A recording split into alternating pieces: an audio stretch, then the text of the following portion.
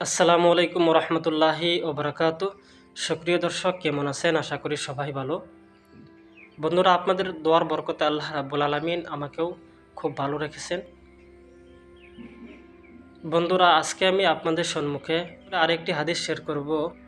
বন্ধুরা, দেখা যাচ্ছে আমাদের মধ্যে এমন বহুত ভাইয়েরা আছে, বন্ধুরা আছে, যারা নাকি এক লাগারে, তার মানে কন্টিনিউ জুমার নামাজ ছেড়ে দিতেই থাকে।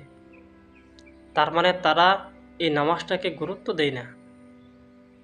বন্ধুরা, এই হাদিসের মধ্যে আল্লাহর নবী বলেন যে যদি কোনো মানুষে কন্টিনিউ 3টি জুমার নামাজ ছেড়ে দিল, তাহলে তার অন্তরের মধ্যে মহান আল্লাহ রাব্বুল আলামিন মোহর মেরে দিবেন। বন্ধুরা, এটি একটি বহুত বড় শাস্তি, খুব ভয়াবহ একটি শাস্তি, যে কোনো মানুষের অন্তরের মধ্যে মোহর মেরে দেওয়া হবে বা কি মোহর মেরে দিবেন। যদি কোনো মানুষের অন্তরের মধ্যে আল্লাহ রাব্বুল আলামিন মোহর মেরে দেয়, তাহলে ওই ব্যক্তিটা, ওই মানুষটা মানে হক এবং বাতিলের মধ্যে যে একটি পার্থক্য আছে সেটা সে বুঝতে পারে না।